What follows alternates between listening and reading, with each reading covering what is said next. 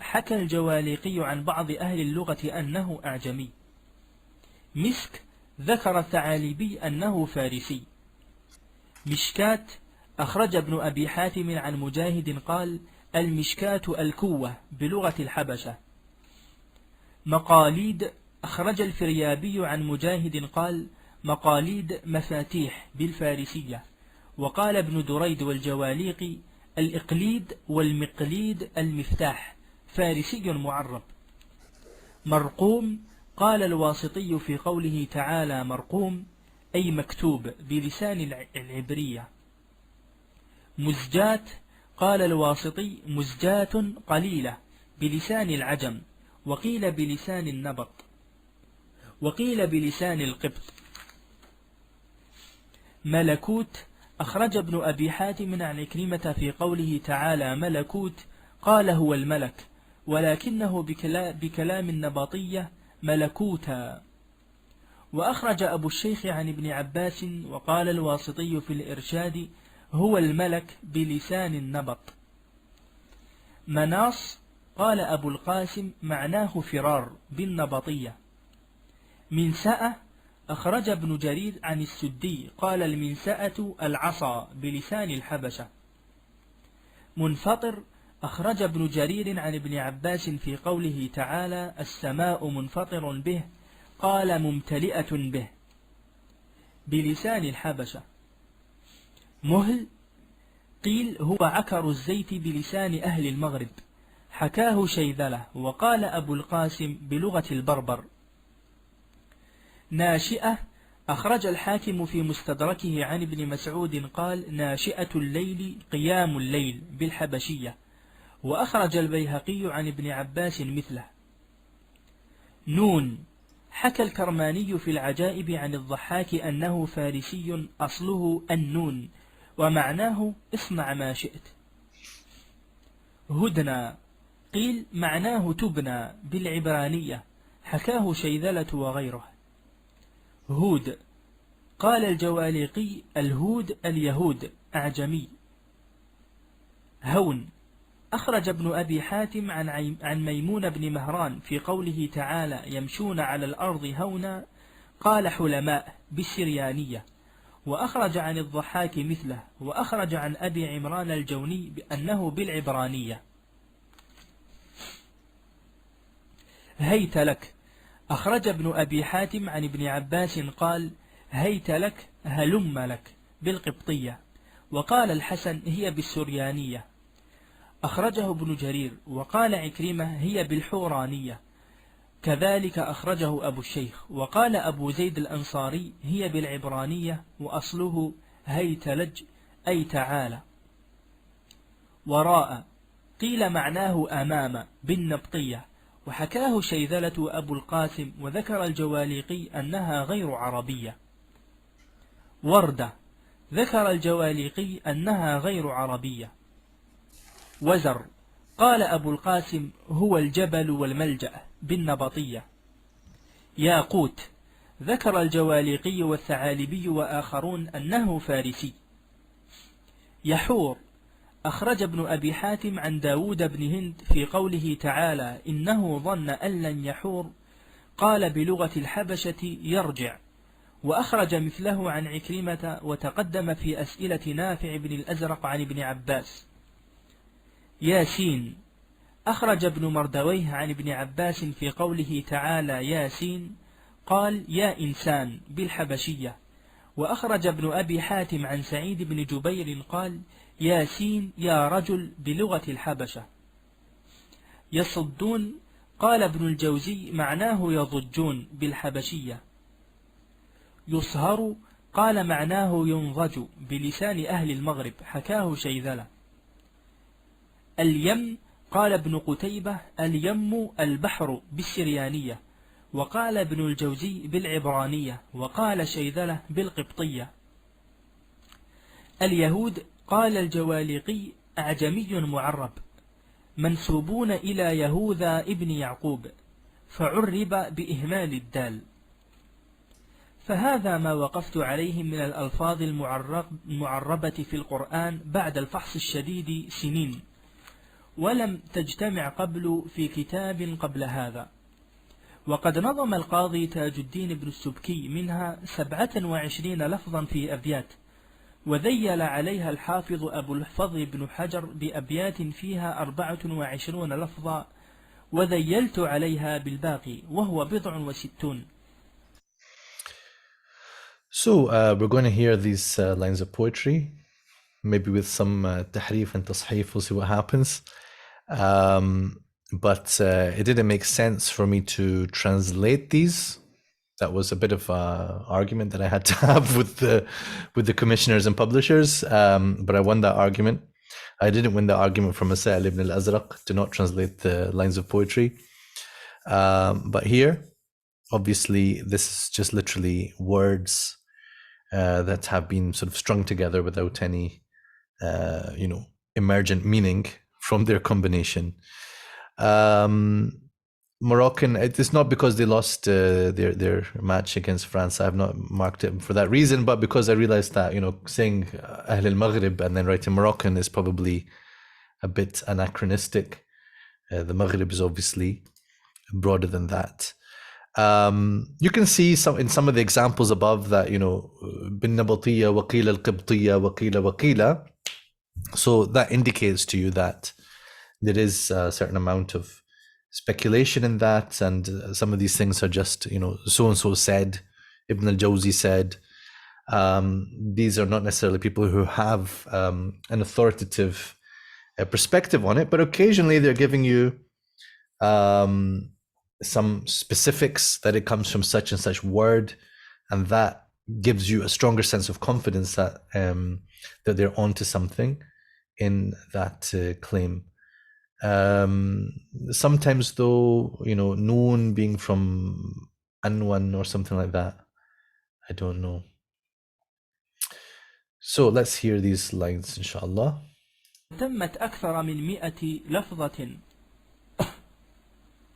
فقال ابن السبكي: السلسبيل وطاها كورت بيع، روم وطوبى وسجيل وكافور، والزنجبيل ومشكاة سرادق مع استبرق صلوات سندس طور، كذا قراطيس ربانيهم وغسا، وغساق ودينار والقسطاس مشهور، كذاك قسورة واليم ناشئة، ويؤت كفلين مذكور ومسطور، له مقاليد فردوس يعد كذا، فيما حكى ابن دريد منه تنور.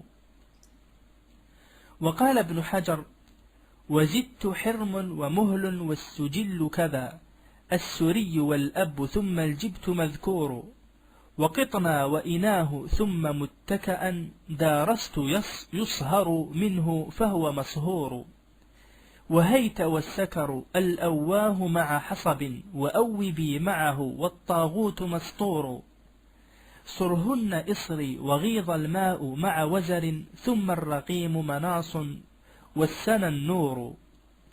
وقلت أيضا: وزدت ياسين والرحمن مع ملكوت، ثم سنين شطر البيت مشهور، ثم الصراط ودري يحور، ومرجان ويم مع القنطار مذكور، وراعنا طفقا هدن بلعي، ووراء والأرائك والأكواب مأثور، هود وقسد كفر رمزه سقر، هون يصدون والمنسات مسطور، شهر مجوس وإقفال يهود حواريون كنز، وسجين وتتبير، بعير آزر حوب وردة عرم، إل ومن تحتها عبدت والصور، ولينة فومها رهو وأخلد من جات، وسيدها القيوم موقور، وقمل ثم أسفار عنا كتبا، وسجدا ثم ربيون تكثير،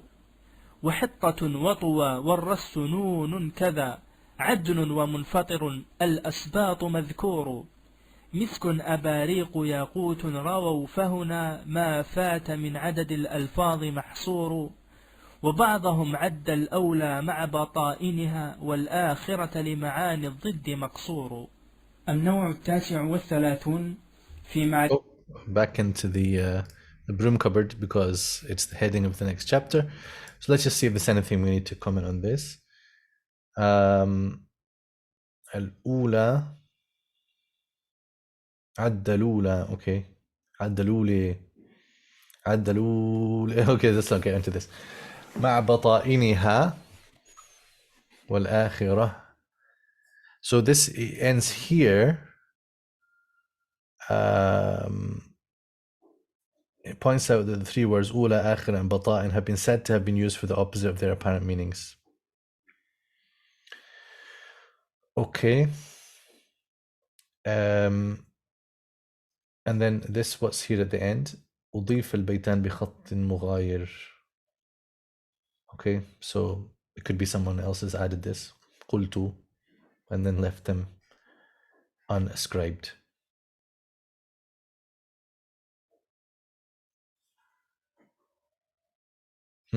Or it could be a Suyuti sort of remembered later on about these words, or I don't know.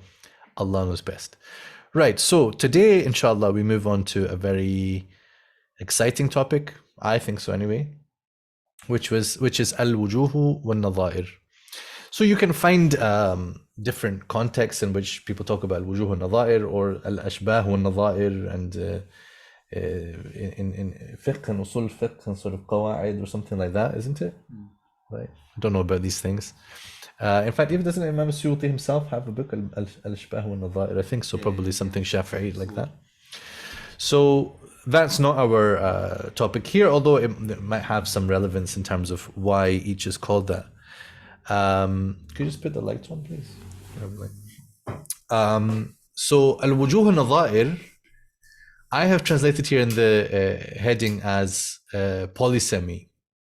And polysemy really is in reference to Wujuh al-Qur'an, al-Wujuh here, which is to do with something having more than one meaning. So a word having more than one meaning in the Qur'an. So when a word has more than one meaning, it might be because it's been used haqiqatan for multiple things, right? And that is the case in different languages. It's the case in English. Just something has, in English, we would link this to the concept of a homophone, right? Not homophobe, yeah? Homophone, where you are basically dealing with two different words. They've got their own history, their own etymology. They've come from somewhere, but just they end up with the same letters in the same order and even the same sound, but they are two different words. So in a way, that could be what's happening when you have ishtirak in the Arabic language, what essentially is a word with more than one meaning. You could say, well, maybe they're just actually more than one word, but they are spelled the same, and obviously in Arabic then sound the same. So it's two perspectives on the same thing, right? Is it one word with multiple meanings, or is it multiple words that just look the same word, so you can't tell them apart anyway, right? So to be honest, it's a homonym, not the homophobe. The homophone is when two things sound the same, like pair and pair, bear and bear. These just sound the same, right? So that's to do with the phone, right? Whereas a homonym is what I was referring to. So we can have the possibility that one word has more than one meaning, haqiqi. But then you could also have a meaning which is haqiqi and others which are majazi. That is something that happens a lot. And then you can have sometimes debate over which is the haqiqi meaning, which is the majazi meaning, right? There was some stupid argument recently on Twitter, like all argument usually is on Twitter, about the word nikah. Somebody was making some bizarre observation. This is like an ex-Muslim, these,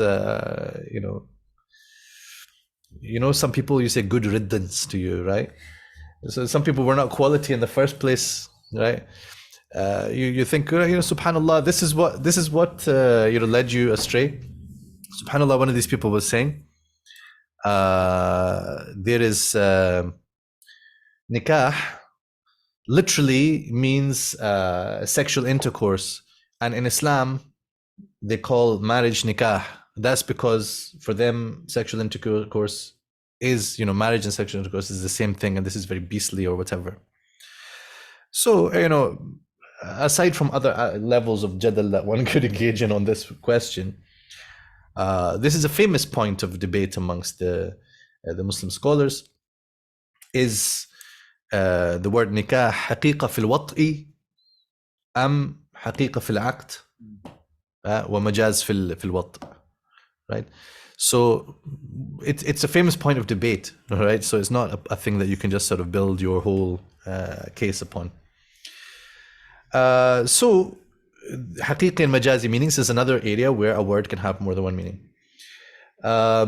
Also, a word can have a basic meaning, but then it is applied to a different thing in different contexts, right? If I say al-walad, the word al-walad, we know what it means. But then if I'm talking about this walad or that walad or that walad, it has three different references.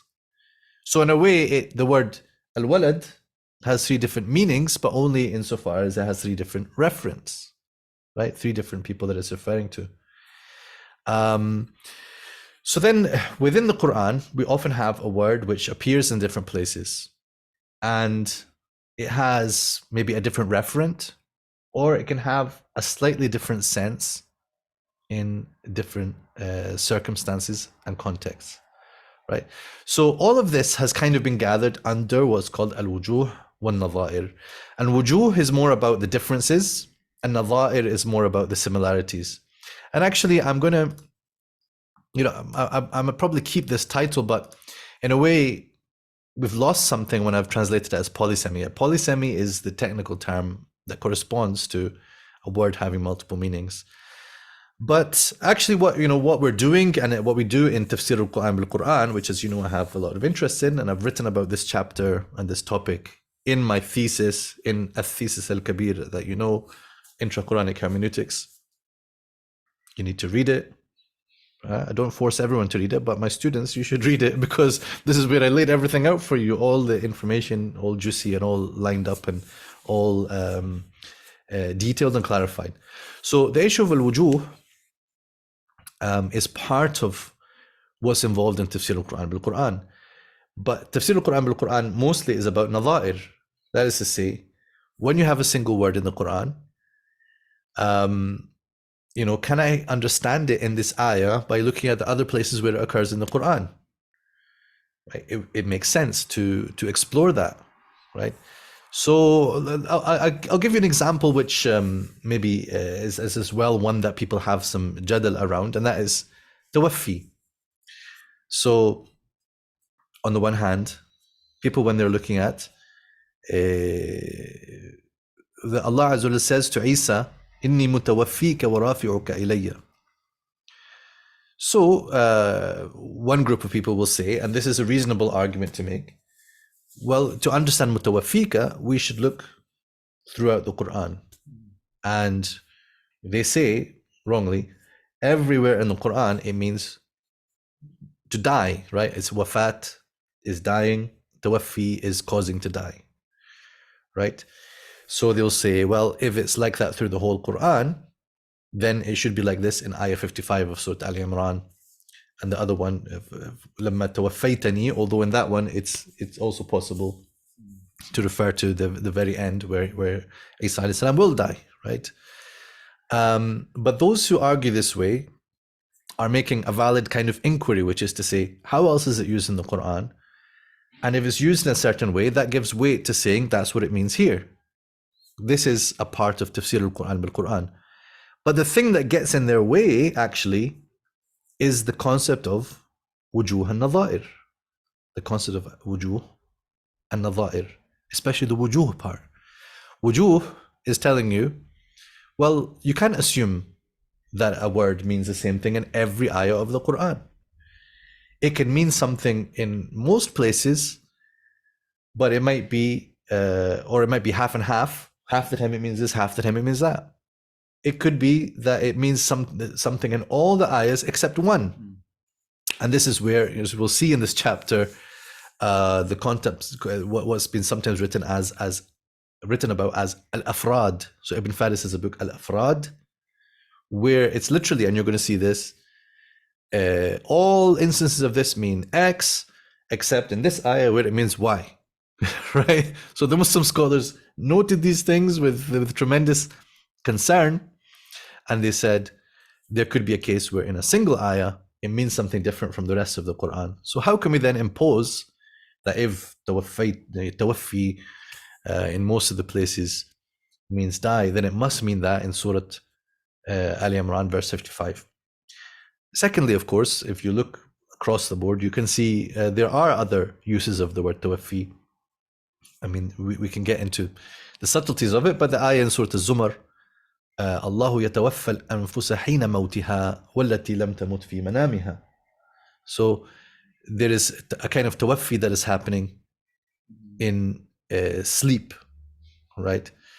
And sleep, the thing is that I make I have a slightly different, this is like, methodologically, just to say that, well, your point is not as clinching as you think, right? When you say, oh, it must mean death. But after all that, I'll come back and say, in the ayah of Surah Al-Zumar, clearly a comparison is being made between sleep and death, right? So there is a kind of conflation, and there's something shared. It's like the minor death, right?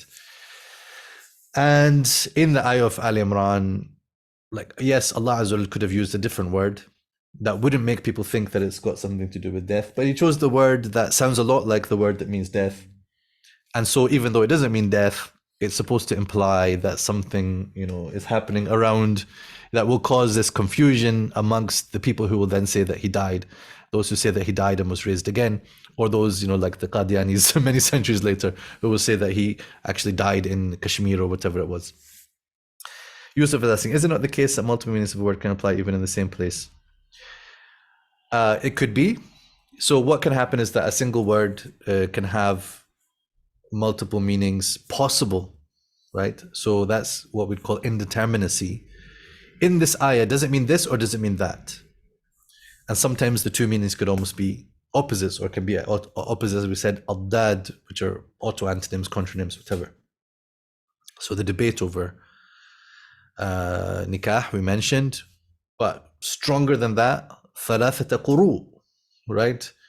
So one group is saying ثلاثة قروء means 3 menstrual periods. The other group is saying it means 3 purity periods in between menstruation. It makes a small difference in the total time that is measured. So those would be multiple meanings where it's indeterminate and you have to choose one or the other, right? So sometimes it's a case that it can only be one or the other, and then it's a case of, well, you follow the evidence that you are convinced of, right? By you, I mean a scholar, right? Otherwise you follow the scholar that you're convinced of, right? So then there are other situations where the multiple meanings might be complementary, and therefore تحمل الآية على كل معانيها, right? So that's not an approach that everyone would necessarily agree with, but for example, someone like Ibn Ashur, as I mentioned before, I think, are inclined to say that if there are multiple meanings possible, then we should consider them all to be murada.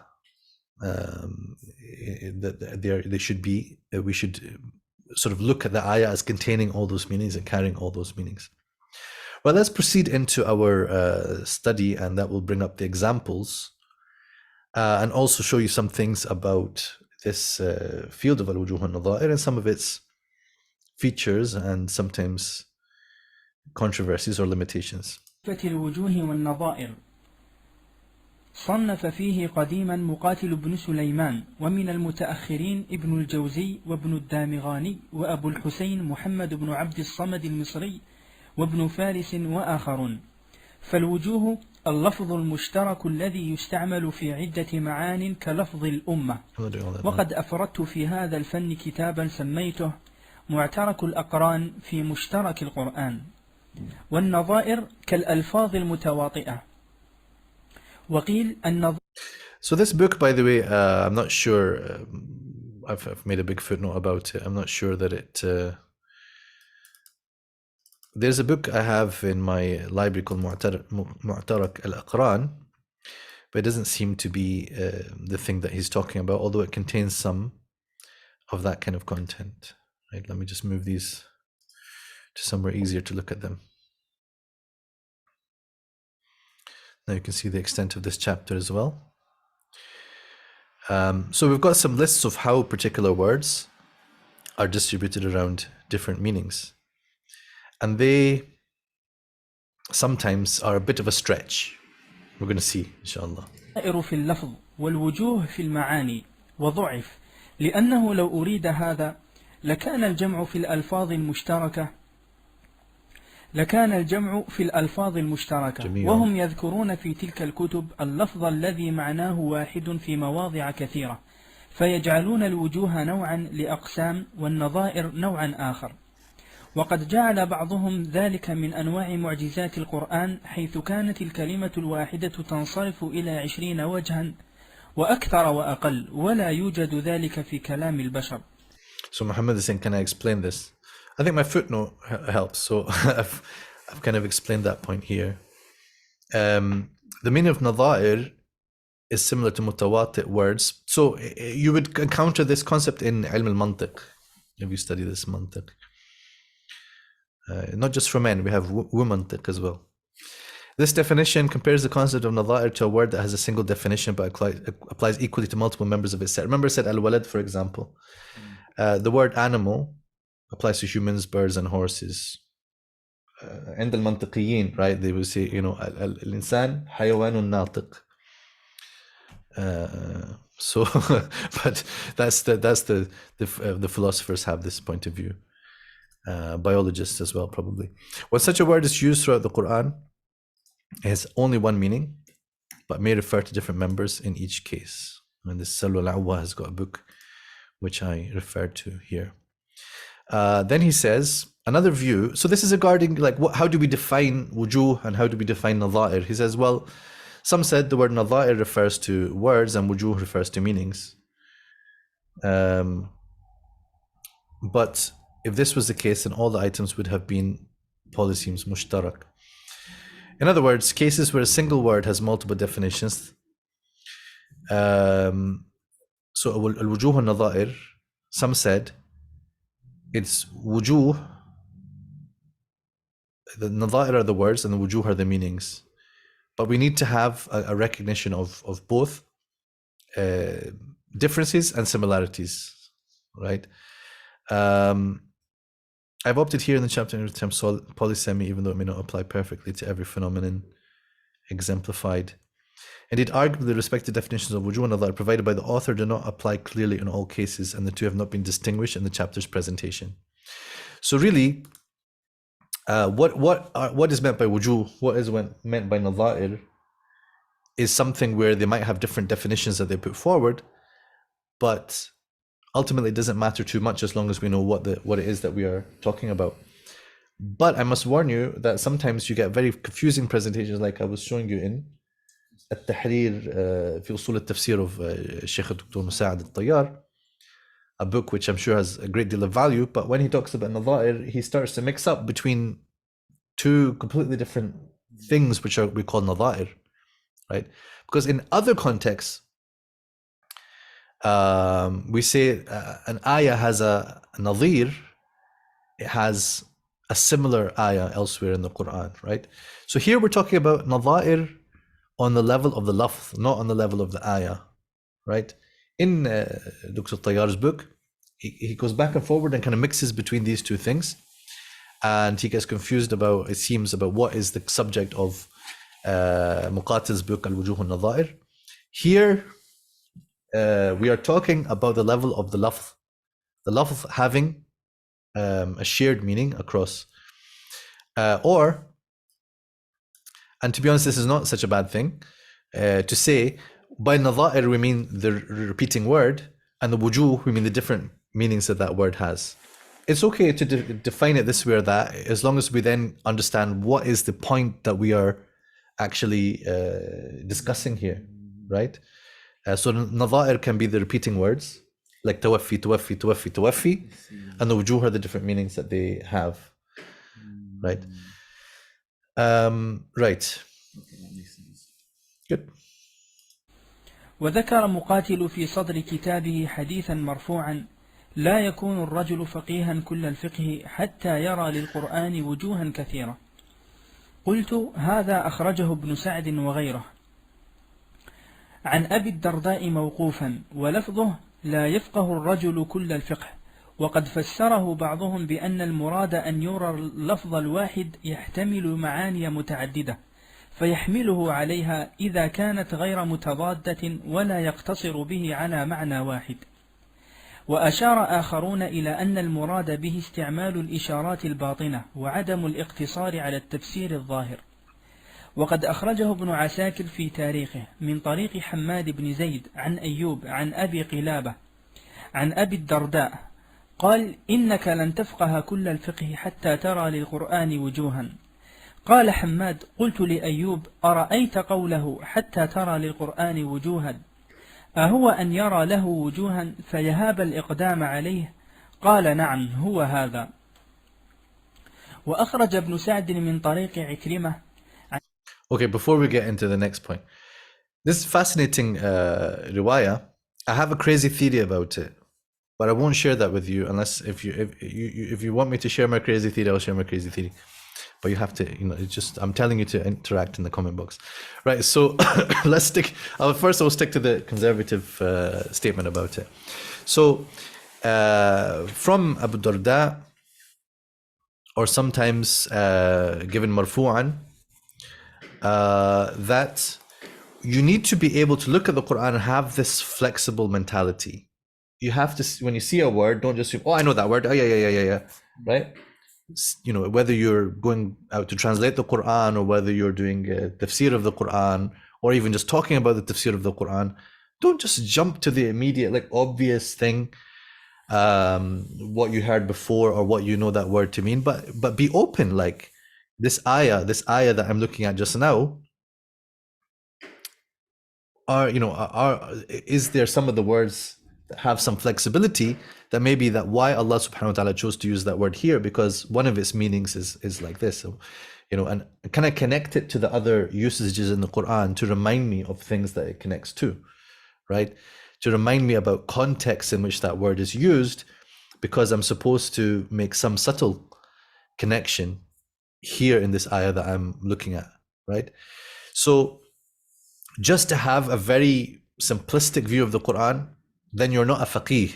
And by the way, in this moment in time when they're talking about in the time of the Sahaba, the word mufassir wouldn't have been around, right?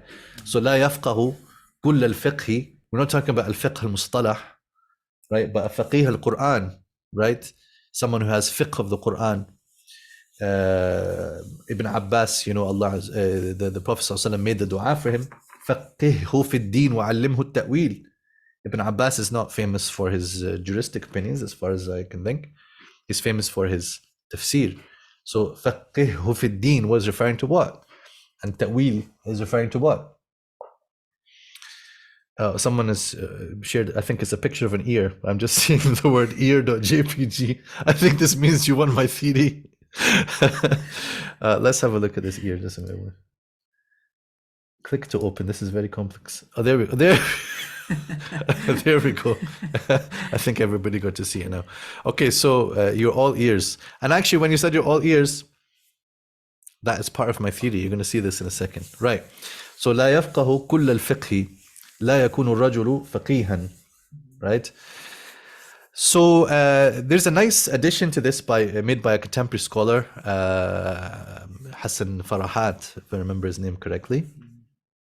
He said, we should have this kind of, I'll paraphrase this, ufuqi appreciation.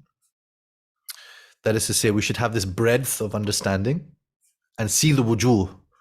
But then we also need to have the skill of selecting from these wujuh, right? Just to limitlessly throw open possibilities and possibilities is not fiqh, actually. The fiqh is involved in, after that, selecting what is most appropriate, whether one or several statements, right? So just, throwing up more and more is not fiqh. By the way, there's this saying attributed to Ibn Mas'ud, Athiru al-Qur'an. Right? Athiru is like from the same word as I said, ithara, right? That is to say, sometimes you use that for like controversy or something. But ithara is like, it's like something is lying there, just you're throwing up, you're investigating, you're looking beneath the surface, right? So Athiru al-Qur'an. And by the way, there was somebody once was like posting some, these people post fawaid online, and he said, Ibn Mas'ud said, Athiru al-Qur'an, prefer the Qur'an over all things, And I wrote to him, I was like, that's not what Athiru means, and I don't know where you heard this, but Athiru does not mean that, right? It's from like Thawaran, it's from kind of throwing up. So you should be able to investigate and come up with the possibilities, but you should be able also, in order to be a faqih, mufassir faqih, right? To, mufassir al-fuqaha or faqih al-mufassirin, right? If you want to be, what is it, tabib al-falasifa or whatever it was, this guy said. You know tabib al-falasifa thing? I'll tell you later. فيلسوف الأطباء. If you want to be this kind of person, you have to combine the horizontal, breadth of perspective, and then the depth, and حسن الاختيار. So that's fine. There are different levels of meaning as well. That's talked about here. But then this one has got me interested, right? And I've been meaning for a while to maybe use Twitter for one of its better purposes, and that's to throw open this question to people who are involved in Arabic literature and so on, because I'll tell you how I read this particular athar. Abu Darda said, حتى ترى للقرآن وجوها, until you see the Quran as having faces. So I'm thinking that maybe in the sort of in their kind of way of looking at the world, or kind of almost the mythology that is kind of rooted, in the history of the Arabs, the idea of something having many faces means that it's scary, right? Like you get pictures in old, ancient mythology of multi-headed lion and stuff like that, and in the ancient Egyptian culture and stuff like that. So maybe in the Arab kind of background, ترى للقرآن وجوها means that you have some awe and you find it scary to just jump at the Quran and jump to conclusions about the Quran. Because look, then Hamad says, he asks Ayub, one of the narrators here, does this mean, what did I say here? So I looked into where I can find some explanation of this. I was looking for my explanation. I didn't find it in Lisan al-Arab. But Lisan al-Arab says something like this. Does it mean that one sees the meanings, the facets, the wujuh, and is therefore cautious to approach it? That's so boring. That's just basically saying the same thing again that was obvious. I think he's asking, where is it?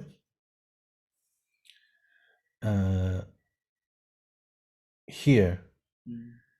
أرأيت قول حتى ترى للقرآن وجوها أهو أن يرى له وجوها, like he sees it like as a many-headed beast. I don't want to make it like something inappropriate to the Quran, but that he sees the faces. فيهاب الإقدام عليه, right? Exactly, he's saying this, so he's afraid to go and attack it. قال نعم هو هذا. So that's my interpretation. If one day it proves to be correct, then you heard it here first, because I've never said that out loud before. Right. ابن سعد. ابن عباس أن علي بن أبي طالب أرسله إلى الخوارج فقال اذهب إليهم فخاصمهم ولا تحاجهم بالقرآن فإنه ذو وجوه ولكن خاصمهم بالسنة. وأخرج من وجه آخر أن ابن عباس قال له يا أمير المؤمنين فأنا أعلم بكتاب الله منهم في بيوتنا نزل. قال صدقت ولكن القرآن حمال ذو وجوه تقول ويقولون ولكن خاصمهم بالسنن فإنهم لن يجدوا عنها محيصا. فخرج إليهم فخاصمهم بالسنن فلم تبق بأيديهم حجة. So this is, this is separate narration, which raises a lot of questions. it may be seen as kind of downplaying the use of the Quran in establishing any truth or reality. I think it really has to be taken within its context of, you know, the Kharijites and their particular mode of argumentation, and how, you know, sometimes there'll be people who you present them the truth of the Quran, they would find some way around that.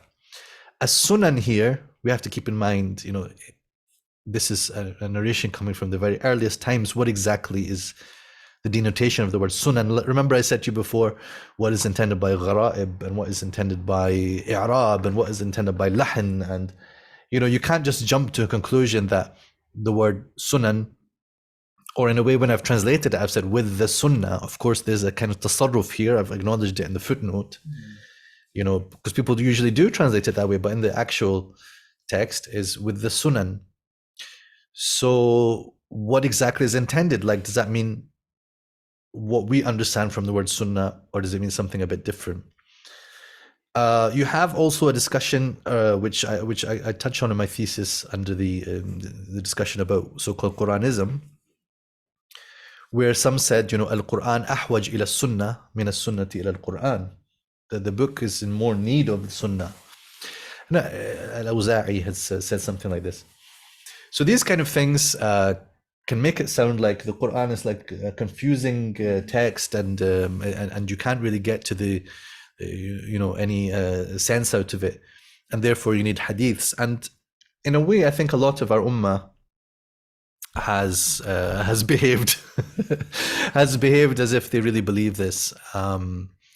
And the movement towards tafsir bil ma'thur is kind of based on that. It's like the text of the Quran, you shouldn't be focusing on that, you know.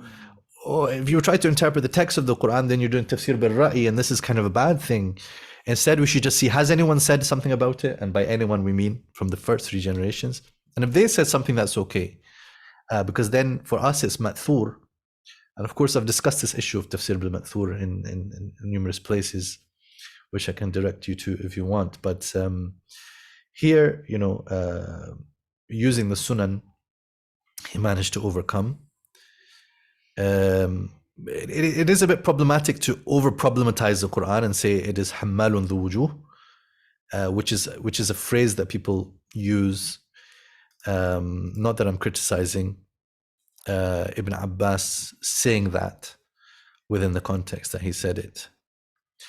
Right, so let's go through the examples. وهذه عيون من أمثلة هذا النوع من ذلك.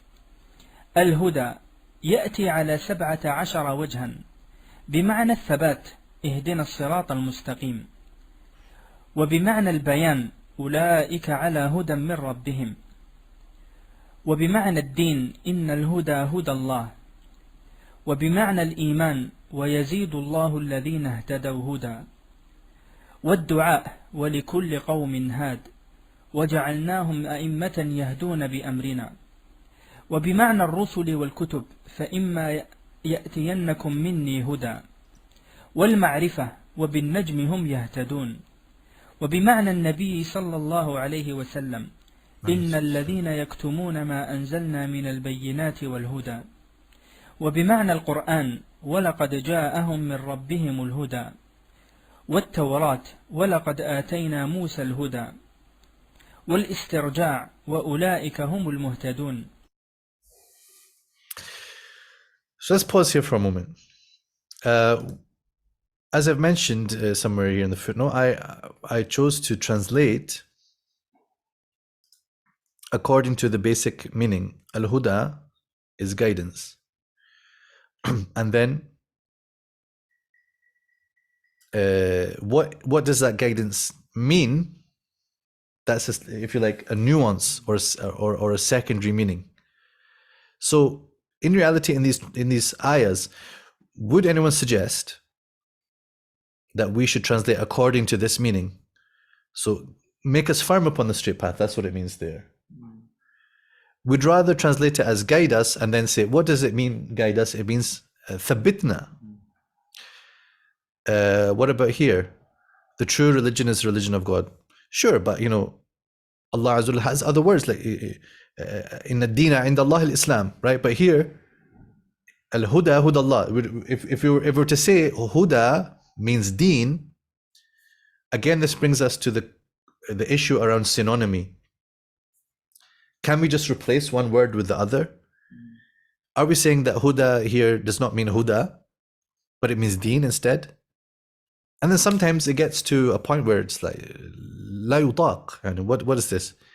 To perform istirja', which is say inna lillahi wa inna ilayhi raji'un, wa ulaika humul muhtadun, right? And immediately after the ayah, ulaika humul muhtadun.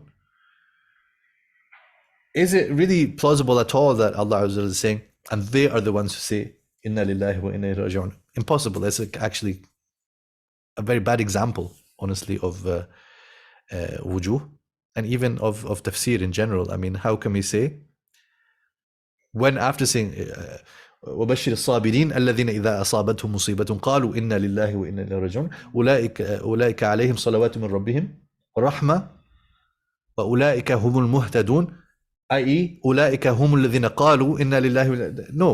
No, it doesn't make sense. So some of these items in the list are not sensible. There's only a few like that. But mostly they are sensible, but what's happening is, what is the specific sense, specific aspect of huda that is referred to in these different ayahs? So it's a subtle difference. From a translation perspective, and part of what we're doing here is we're thinking about translation of the Qur'an, it makes sense to keep it as something unified, guidance, guide. And then to say, okay, and this is the specific aspect of guidance which is intended. Sometimes a specific person, min al-bayyinati wal-huda. Here, I don't think it's quite right to say al-huda is the Prophet ﷺ, but maybe, it might be said, min al-bayyinati, let's say they were blamed for considering the mention of Prophet Muhammad ﷺ in their scriptures, which is huda about him, right? But not that he is the huda, and so on. Shall I mention, there's a few other aspects of Wujuh al-Naza'ir which are relevant here. So there was a kind of pushback from some of the scholars like Al-Hakim al-Tirmidhi. Again, this is mentioned in a thesis al-Kabir. Al-Hakim al-Tirmidhi has got a book called Tahsil Naza'ir al-Qur'an. And what he does there is he says, these people like Muqatil and so on, they got carried away with all this, trying to divide up the meanings. Actually, I think it's wonderful that they did that. Because from one aspect, we should be looking at the richness of the word huda. That's what's happening here. The richness of the dalala of the word huda. If you just say huda means guidance. Ya Shaykh, what does huda mean? Guidance. But Shaykh, guidance. I said guidance. Ma qultu lak, guidance. Why are you asking more questions? Well, open it up. Huda is so many things, but ultimately they're all forms of guidance. So guidance is the translation. We can also change that translation to match the subtleties of certain individual ayahs. So Al-Hakim al-Tirmidhi, not the one who wrote, not the Sahib Sunan, but Al-Hakim al-Tirmidhi, who in his introduction he says he was a student of Al-Khadr. That's another question. But Al-Hakim al-Tirmidhi has got several books pertaining to Quranic studies and sciences and language. And one of them is Tahsil Naza'ir al-Qur'an. And what he shows there is like where they're exaggerating about the differences, actually there's something common to all of that. So here in Huda, it's I think he says it's al-mail. All of them include some aspect of mail that unites all of these together. This tendency of looking for the common thread is what you find in the likes of Ibn Faris's Mu'jam Maqayis al-Lugha, and then later on Muhammad Hassan Jabal's Mu'jam Ishtiqaqi al-Mu'assal li Alfaz al-Quran al-Kareem, where the idea is the word might have different meanings, but at the core of it, there's always something that is shared, what he calls al-ma'na al-mihwari. All right? So we should recognize that there are different tendencies. The tendency of, separating, al-iftiraq, al-tafriq, al-furuq al-lughawiyya, that can be regarding, you know, two different words and what's the subtle difference between them. So but here what I'm saying is to look at the wujuh, right? The wujuh approach. And then there is the kulliyat approach, or, you know, the basically looking at what is the shared aspect between them, right? And these are kind of opposite tendencies. But actually, as mufassirin, if any of you are interested in becoming mufassirin, it's important to have this, you know, to have both of them. It's important to have both. And that's where we say, أن يرى للقرآن وجوها كثيرة ثم يحسن الاختيار. Right? So you have to have the flexibility and also recognize what is shared and recognize the best wujuh. Right. So would this be called wujuh, and where do we differentiate basically between examples versus actual difference in meanings, like literally meanings? These are called wujuh. Okay. But what I'm saying is that we need to understand what these are, because again, people can exaggerate. You know, when people on TikTok, I'm not on TikTok, and I'm maybe going to get on there, right? But I noticed that people, like, they find these things very spicy and exciting to say. Also, sometimes they'll, you know, you don't know anything about the Quran, so you know that Huda has 17 different meanings, you know? Or you think Huda means guidance? No, it has 17 different meanings. Well, okay, but, you know, istirja, is that one of them? Make it 16 then, right? So another thing, let me go through the more examples, then I will talk about Professor Abdul Halim, inshallah. Maybe when we get to kitab. Is kitab one of them? والحجة لا يهدي القوم الظالمين بعد قوله تعالى ألم تر إلى الذي حاج إبراهيم في ربه أي لا يهديهم حجة. والتوحيد إن نتبع الهدى معك. والسنة فبهداه مقتده وإنا على آثارهم مهتدون.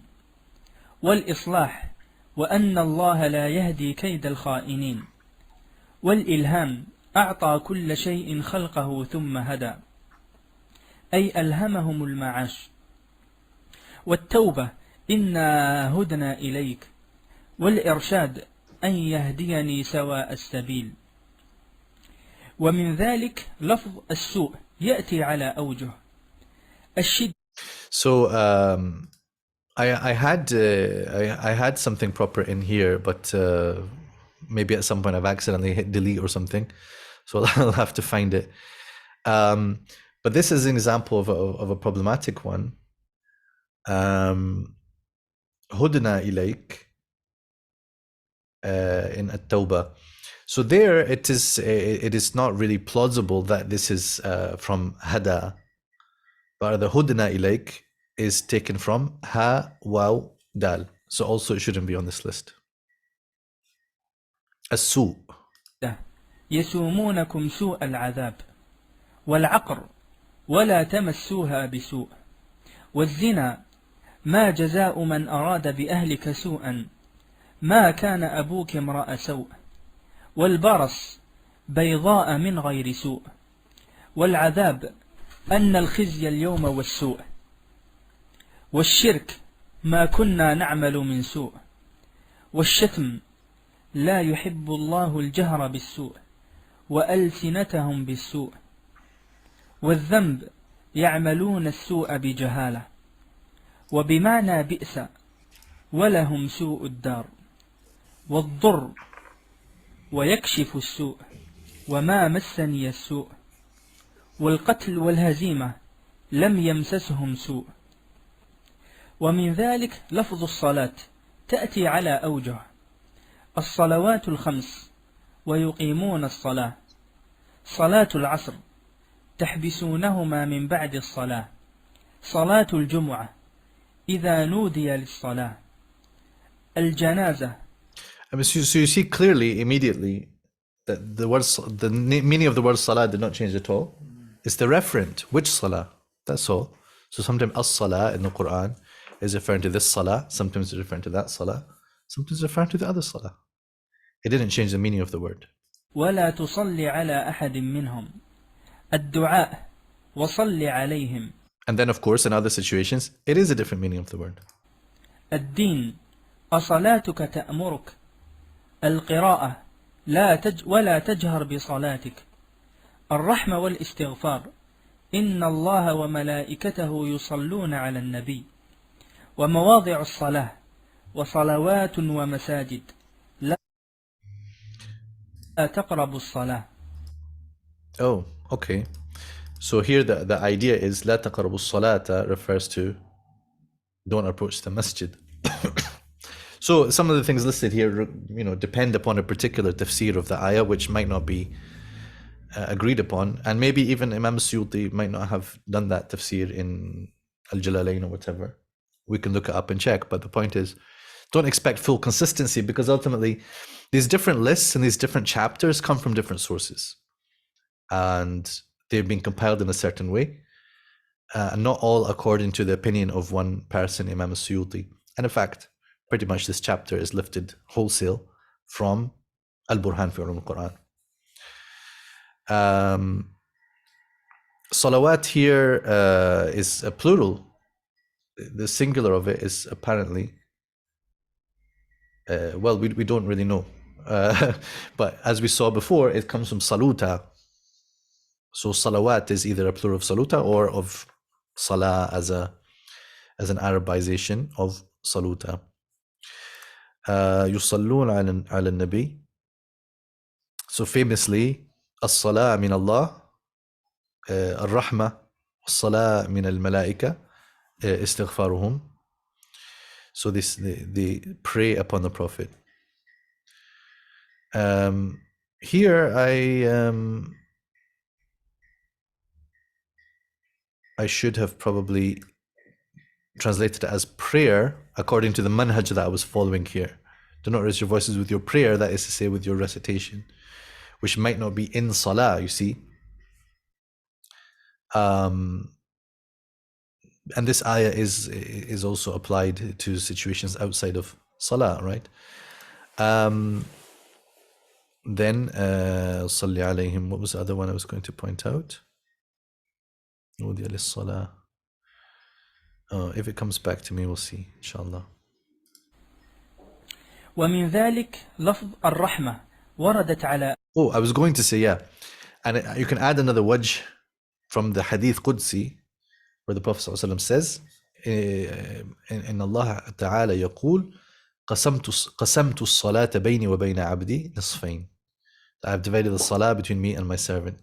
Because they say here the salah means Surah Al-Fatiha, right? So that would be another nuance where Surah Al-Fatiha is being called As-Salah because it is Umdat As-Salah. Wujuh. Al-Islam. Especially for Shafi'is. But for all of us, it's only that we allow the Imam to lead us as ma'mumin. يختص برحمته من يشاء. الإيمان وآتاني رحمة من عنده. الجنة ففي رحمة الله هم فيها خالدون. والمطر بشرا بين يدي رحمته. والنعمة ولولا فضل الله عليكم ورحمته. والنبوة أم عندهم خزائن رحمة ربك أهم يقسمون رحمة ربك. والرزق خزائن رحمة ربي. والنصر والفتح إن أراد بكم سوءا أو أراد بكم رحمة. والعافية أو أرادني برحمة. والمودة رأفة ورحمة رحماء بينهم. والسعة تخفيف من ربكم ورحمة. والمغفرة كتب على نفسه الرحمة. والعصمة لا عاصم اليوم من أمر الله إلا من رحم. It's beautiful, isn't it? Like, it really just opens your perspective on meanings in the Quran. It just makes you realize the subtleties, and as well as being tafsir al-Quran. But Quran, this is similar, it's related also to what's called tafsir mawdu'i. In tafsir mawdu'i, it's not necessarily based on a Quranic word, but it could be, for example, I want to study al-fitna fil Quran, right? So I want to write that as my master's thesis or whatever. This is typically what most Quranic studies master's thesis are these days. You take a word to say al-fitna fil Qur'an. So then your starting point, of course, would be the word fitna. Where does it appear? And then you'd look at all the ayat and you'd see what are the Naza'ir and the Wujuh. So to what extent is it a unified subject, and to what extent are there different things happening in the different ayahs? So books of Wujuh Naza'ir show a kind of mawdu'i approach of the united word and united core concept with the variety of contexts and situations. So Sarah is asking, are there standardized shawahid for these wujuh? So it must be from hadith or poetry, etc. I don't understand your question. Maybe you can clarify that a bit more. As to say, how do we know that it means these things? How do we know it means these things would be, okay, is that the tafsir of the ayah? So under each ayah, the mufassirun will say, what does it mean? And in order to perhaps indicate that the word can have that type of meaning, it might come from an external shahid, like we say, هل تعرف العرب ذلك, in the whole Masail ibn al-Azraq situation.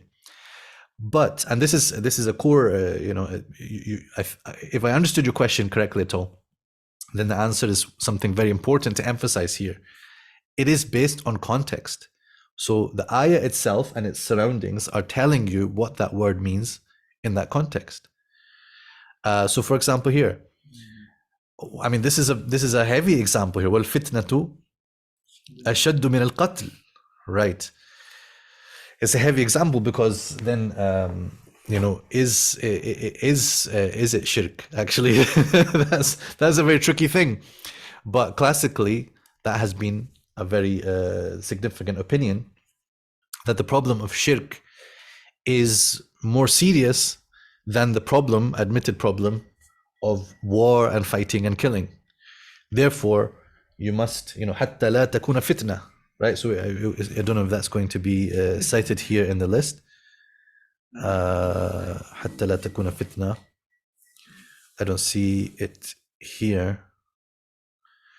Oh yeah. Sorry. It's immediately after. حتى لا تكون فتنة, right? So if we were to take their view, then they've understood that from context, that is about war with the mushrikeen, that is about, they might take it from how the Sahaba seem to understand it or what is narrated from them about that. You don't go to أما سمعت قول أمية or طرفة or whatever. That's not really that would just tell you that it can mean that, right? So هل تعرف العرب ذلك is just saying, is that meaning attested? And to be honest, even if it's not attested in poetry, it doesn't mean that it doesn't hold true, because if the context in the Quran points clearly to it, or the Prophet ﷺ and the Sahaba insisted that it means that, you don't have to find a line of poetry to support it. That's only, supporting evidence, right? But here, with regards to fitna, others would say, the doves of our tradition, if you like, that here the fitna is understood from the context as being the obstruction of the deen, right? So they're preventing you from al-Masjid al-Haram, and they're preventing you from practicing your deen or from spreading the deen. So حتى لا تكون فتنة, they would understand that the ghaya and the end point of conflict is going to be when the deen of Allah can be freely spread, not upon the eradication of shirk from the planet, because that's a problematic assertion, but also it follows exactly from what they're saying about fitna. In this point, we can maybe go back to our discussion about naskh as well in the introductions of Ibn Juzay, where some context is provided there, but maybe I have to at some point do some more in-depth discussion about some of the perspectives on these sets of ayat. But yes, as you've said here in response to me, wujuh are more from context, tafsir, etc., rather than lugha. Yeah. So this, the Quran is a source of lugha, put it that way. The Quran itself is a source of knowing what is a meaning of words and what is fasih and so on. The Quran is the highest piece of Arabic literature. Not everybody might like to use that description. This is kind of the description of al-Madrasa al-Adabiyya, like Amin al-Khuli in Egypt in the 20th century. And they wanted to kind of have a sort of nationalist perspective on things, so Arab nationalism. So they, were describing the Quran as, the pinnacle of Arabic literature. But, it's in some obvious ways, that is the case. It is a source of our knowledge of Arabic and grammar and so on, but also of the meaning of words. ومن ذلك الفتنة وردت على أوجه: الشرك، والفتنة أشد من القتل حتى لا تكون فتنة، والإضلال ابتغاء الفتنة، القتل أن يفتنكم الذين كفروا، والصد واحذرهم أن يفتنوك، والضلالة ومن يرد الله فتنته، والمعذرة ثم لم تكن فتنتهم، والقضاء إن هي إلا فتنتك، والإثم ألا في الفتنة سقطوا، والمرض يفتنون في كل عام، والعبرة لا تجعلنا فتنة، والعقوبة أن تصيبهم فتنة، والاختبار ولقد فتنا الذين من قبلهم، والعذاب جعل فتنة الناس كعذاب الله، والإحراق يوم هم على النار يفتنون، والجنون بأيكم المفتون. ومن ذلك الروح وردت على أوجه: الأمر وروح منه، والوحي ينزل الملائكة بالروح، والقرآن أوحينا إليك روحا من أمرنا، والرحمة وأيدناه بروح القدس، والحياة فروح وريحان، وجبريل فأرسلنا إليها روحنا نزل به الروح الأمين، وملك عظيم يوم يقوم الروح، وجيش من الملائكة تنزل الملائكة والروح فيها. It reminds me of like when I was much younger, I was in London and visiting London for some courses, and we had a lecture by Sheikh Ahmed Naufal, who I would later learn is a respected scholar, and he's written books on Qasas al-Qur'an, which I got later on. But Dr. Ahmed Naufal, he was saying something about وَكَذَلِكَ أَوْحَيْنَا إِلَيْكَ رُوحًا مِّنْ أَمْرِنَا, and how this is referring to the Quran, which it is.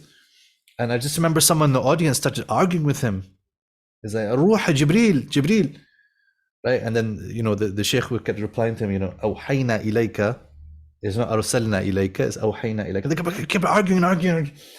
So it's like, it just shows you, like, if you heard the word Ruh, and you've got in your mind what that means, and you're not willing to accept that in another ayah it means something else. Ruh in itself just means spirit. Ruh doesn't mean Jibreel. In some ayahs it means Jibreel, right? But أوحينا إليك روحا من أمرنا can only mean the Quran, or it might mean something else if you're able to make a decent argument for it, but not just like أرسلنا إليها روحنا, so therefore أوحينا إليك روحا من أمرنا means Jibreel. So it's an example of قلة الفقه في وجوه القرآن. روح البدن ويسألونك عن الروح. ومن ذلك القضاء ورد على أوجه: الفراغ فإذا قضيتم مناسككم، والأمر وإذا قضى أمرا، والأجل فمنهم من قضى نحبه، والفصل لقضي الأمر بيني وبينكم، والمضي ليقضي الله أمرا كان مفعولا، والهلاك لقضي إليهم أجلهم، والوجوب قضي الأمر الذي فيه تستفتيان، والإبرام في نفس يعقوب قضاها، والإعلام وقضينا إلى بني إسرائيل، والوصية وقضى ربك ألا تعبدوا إلا إياه، والموت فقضى عليه، والنزول فلما قضينا عليه الموت. So you can see here, I couldn't find one word that I could possibly translate all the ayahs with. So I said decree, fulfillment, and then I just chose whichever one would fit. But then you've got different terms here that they're corresponding to. والخلق فقضاهن 7 سماوات، والفعل كلا لما يقض ما أمره، والعهد إذ قضينا إلى موسى الأمر. ومن ذلك الذكر ورد على أوجه: ذكر اللسان فاذكروا الله كذكركم آباءكم، وذكر القلب ذكروا الله فاستغفروا لذنوبهم، والحفظ واذكروا ما فيه، والطاعة والجزاء فاذكروني أذكركم، والصلوات الخمس فإذا أمنتم فاذكروا الله، والعظة فلما نسوا ما ذكروا به، وذكر فإن الذكرى تنفع المؤمنين، والبيان أو عجبتم أن جاءكم ذكر من ربكم، والحديث اذكرني عند ربك، والقرآن ومن أعرض عن ذكري ما يأتيهم من ذكر من ربهم، والتوراة فاسألوا أهل الذكر، والخبر سأتلو عليكم منه ذكرا، والشرف وإنه لذكر لك ولقومك، والعيب أهذا الذي يذكر آلهتكم، واللوح المحفوظ من بعد الذكر، والثناء وذكر الله كثيرا، والوحي فالتاليات ذكرا، والرسول ذكرا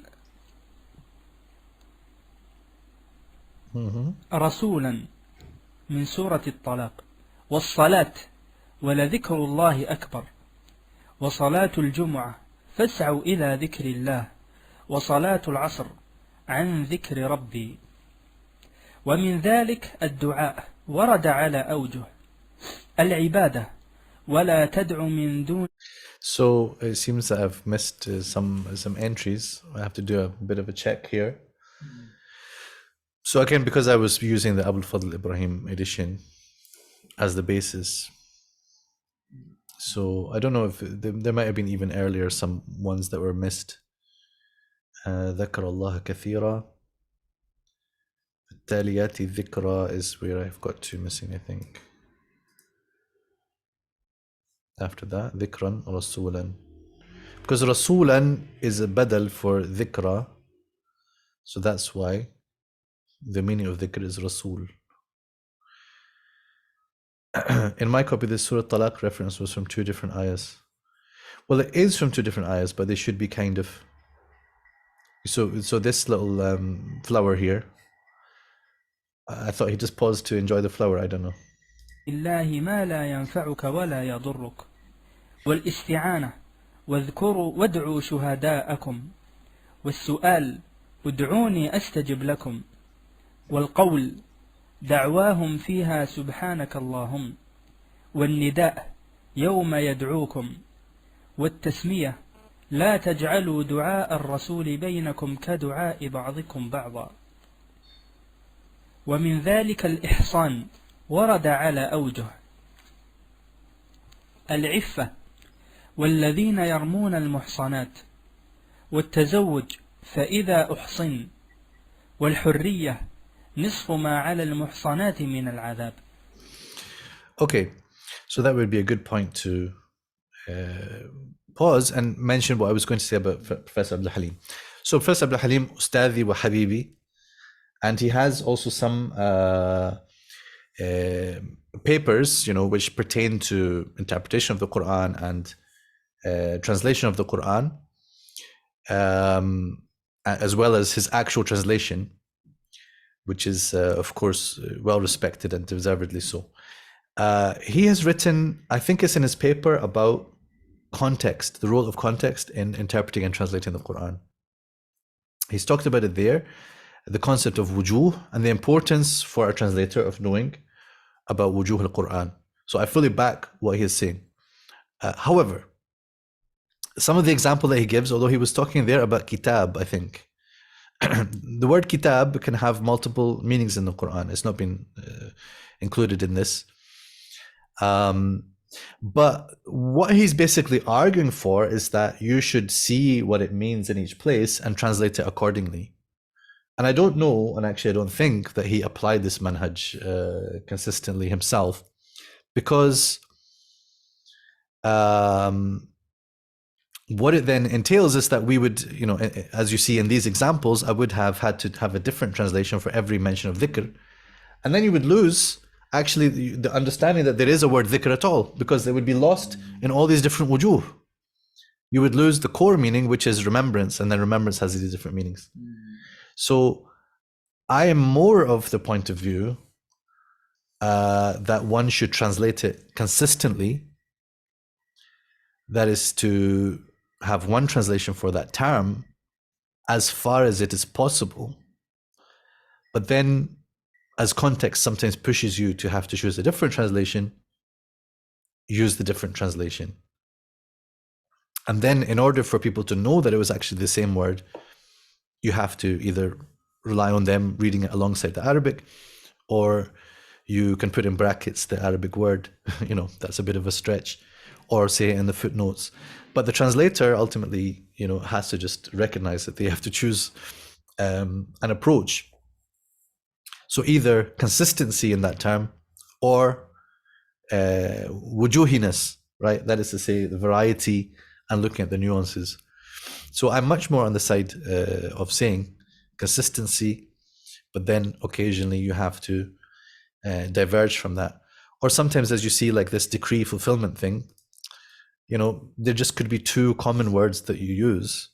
So try to keep using them so that people, when reading, can recognize that there is a connection between this is qada and that is qada, rather than flitting constantly between different possible words that you could use, decree or decision or dictate, or there are other synonyms in English. You can decide which of them you like, and then stick to that.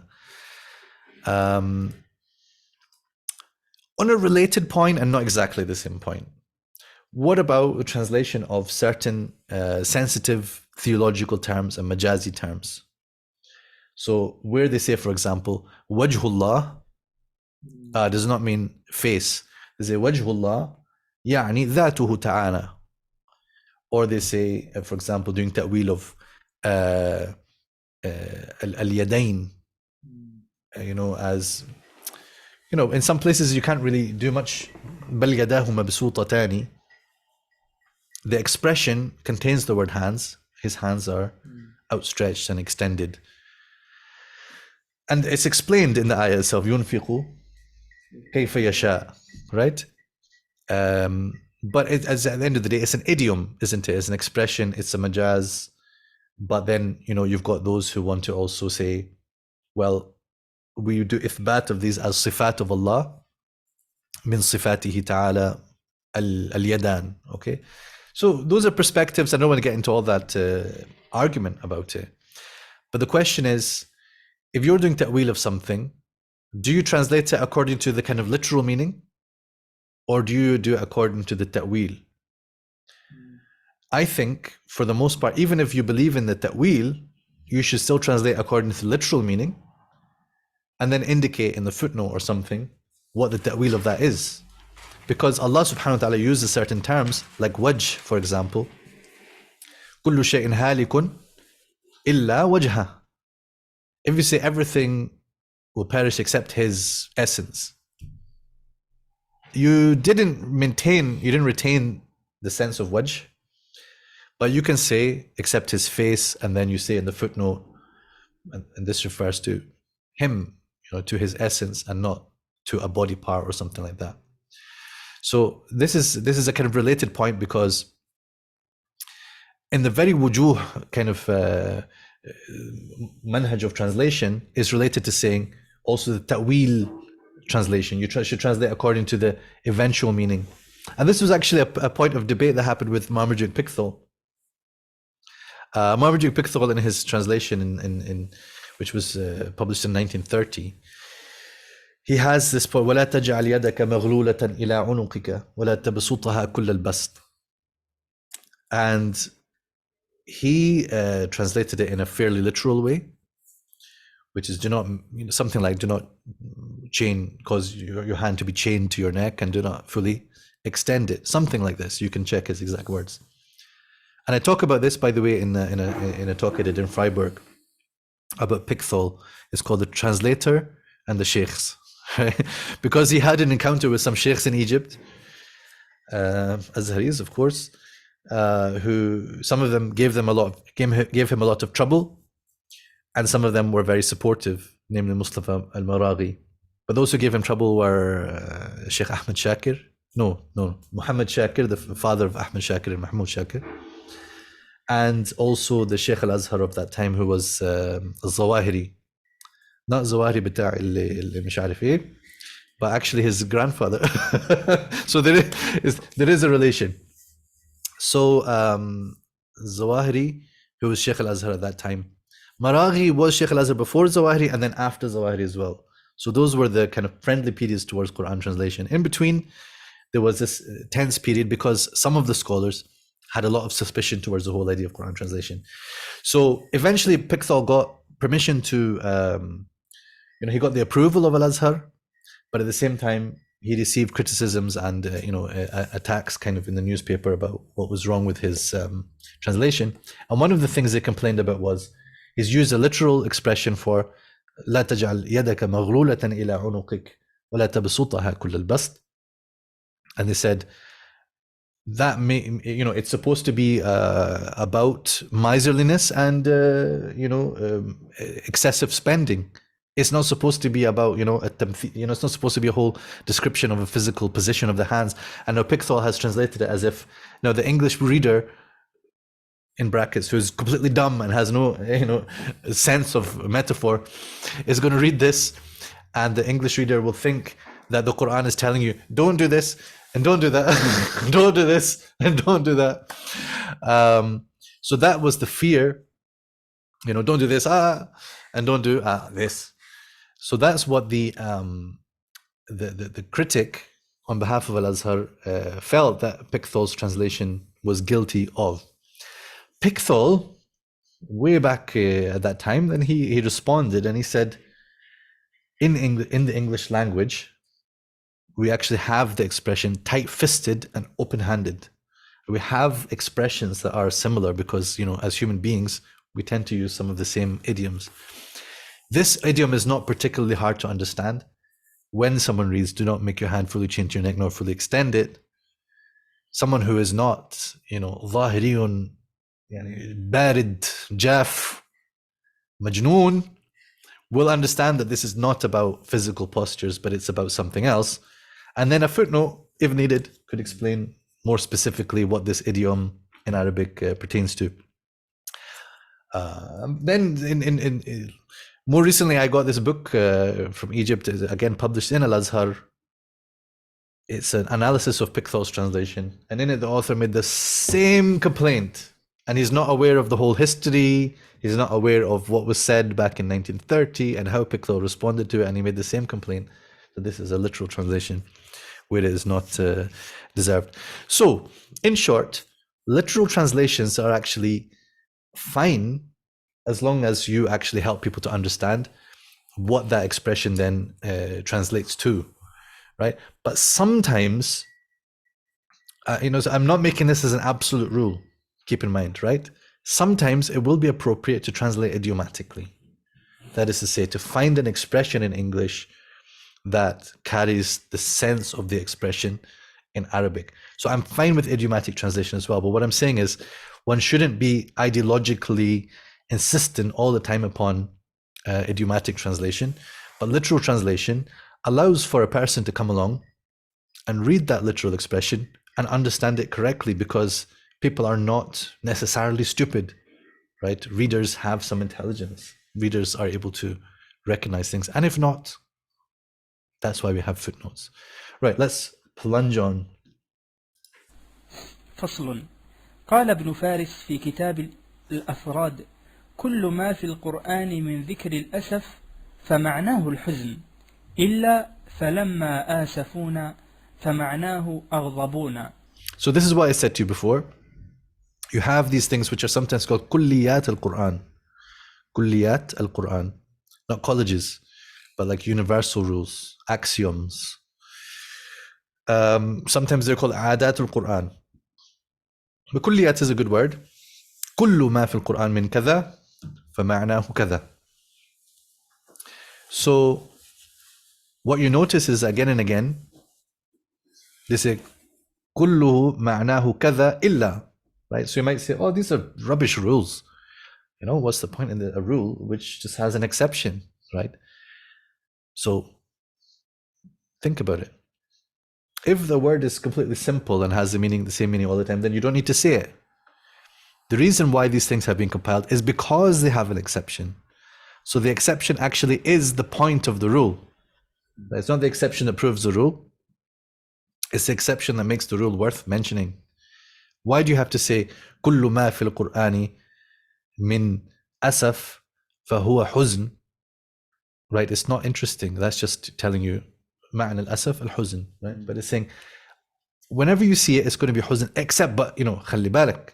Pay attention. Az-Zukhruf 55, don't read that as when they made me sad, because Allah Azza wa Jalla does not become sad. It's not from His sifat.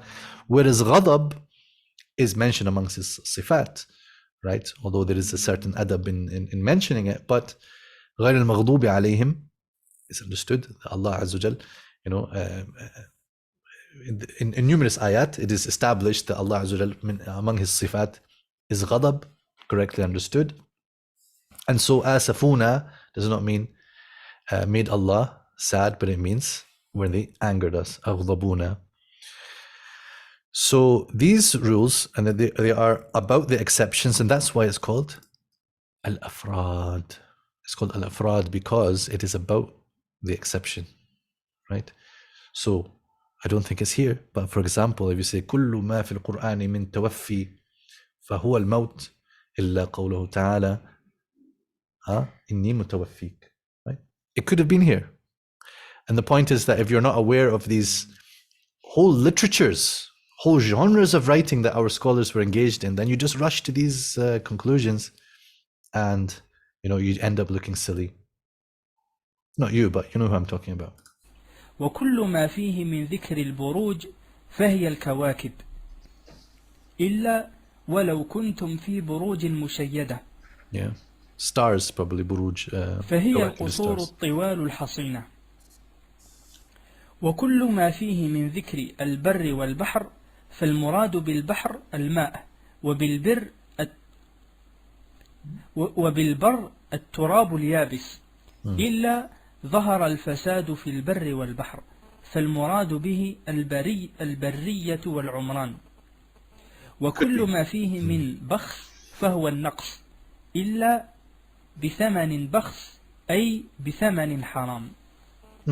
وكل ما فيه من البعل فهو التزوج فهو الزوج إلا أتدعون بعلا أي الصنم. وكل ما فيه من البكم فالخرس عن الكلام بالإيمان إلا عميا وبكما وصما في الإسراء.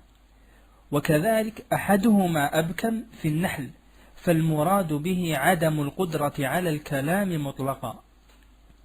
وكل ما فيه جثيا فمعناه جميعا إلا وترى كل أمة جاثية فمعناه تجثو على ركبها. وكل ما فيه من حسبان فهو العدد إلا حسبانا من السماء في سورة الكهف فهو العذاب. وكل ما فيه حسرة فالندامة إلا ليجعل الله ذلك حسرة في قلوبهم فمعناه الحزن. وكل I mean, there's no point in saying كل ما فيه جثيا Maryam in this particular verse. So Although if there aren't lots of them, then maybe it's very specific. But كل ما فيه حسرة أو حسرة, there's more of them, so that's why they haven't in it. So maybe there is a sensible reason that they've given this reference, is because there isn't that many to have كل and to have like a حكم مضطرد.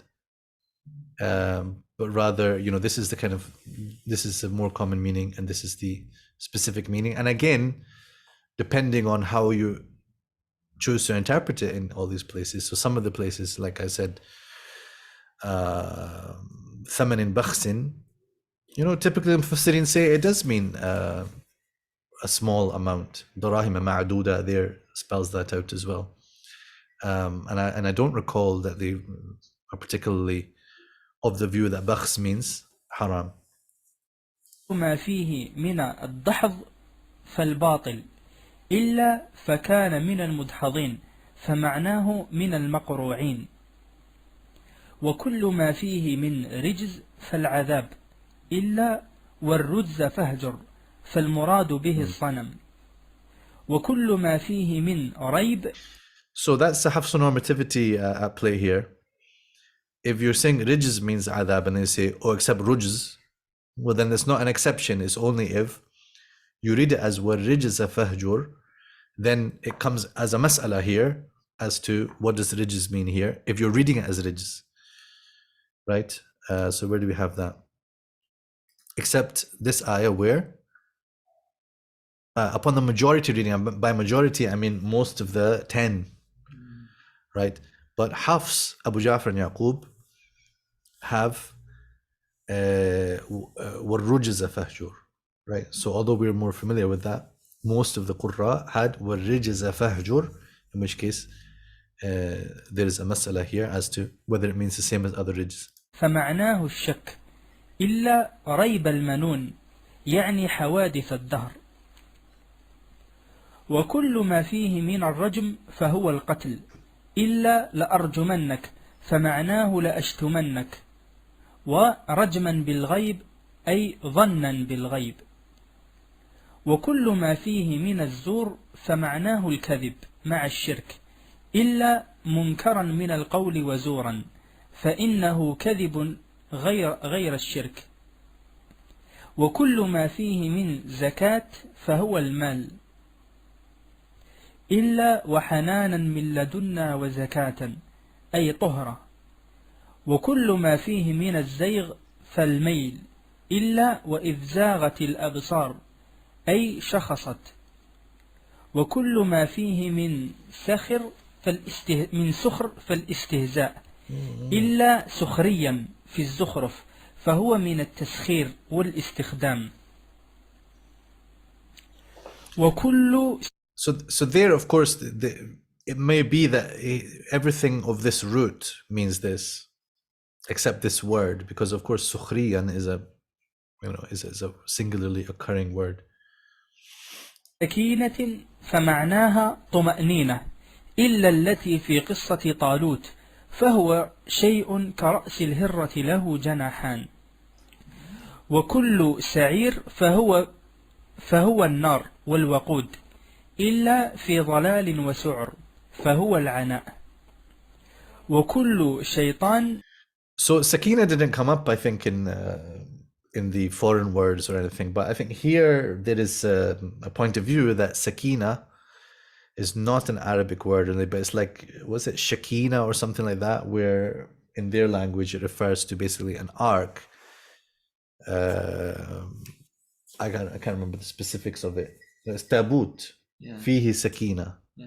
In what way does tabut contain peace and tranquility? There's an ishkal here. So it can mean something else, an object resembling. So it refers to some other thing which is maybe understood better by looking into the history of Bani Israel, rather than into the etymology of the word sakina, right? Because it could be that it's just a kind of Arabic transcription of that foreign word. I'm afraid I don't have the details to hand. في القرآن فمعناه إبليس وجنوده إلا وإذا خلوا إلى شياطينهم. وكل ما فيه من شهيد غير القتلى فمن يشهد في أمور الناس إلا وادعوا شهداءكم فهو شركاءكم وكل ما فيه من أصحاب النار فأهلها إلا وما جعلنا أصحاب النار إلا ملائكة فالمراد خزنتها وكل صلاة في القرآن معناها العبادة والرحمة إلا وصلوات ومساجد فهي الأماكن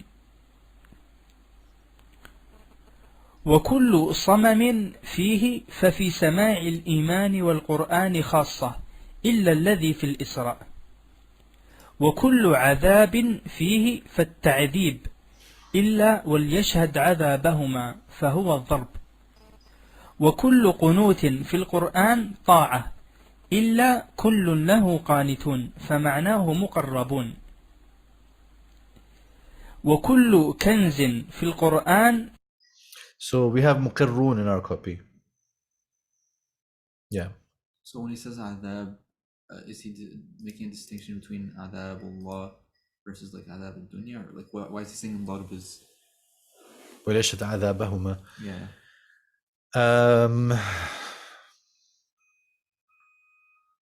Yes, I would think so. But then it's not only in that ayah where فعليهن نصف ما على المحصنات من العذاب. Yeah, so I'm not sure of the distinction being made in that example.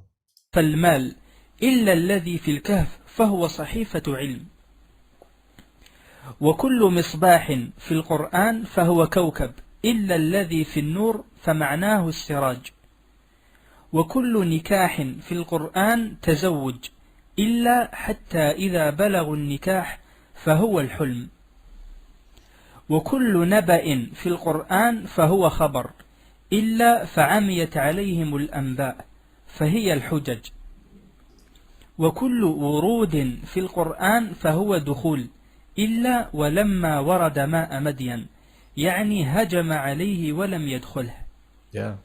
وكل ما في القرآن من لا يكلف الله نفسا إلا وسعها فالمراد من العمل إلا التي في الطلاق فالمراد من النفقة. So I mean, if we took this one كل ورود دخول, then what about وإن منكم إلا واردها كان على ربك حتما مقضية, Surah Maryam. There is discussion. Everybody enters the hellfire, and then someone said wurud is not dukhul, it is like can be coming to and passing, the believers will pass by it, or some said no, everybody will enter in a certain sense or whatever. So these statements in a way are a confirmation of an opinion about certain ayahs. But then as soon as they say, oh, warada here could mean not entering, because you see wurud al-ma, like with your animals, you go to the the thing and you approach it and then you drink from it, and so this is wurud.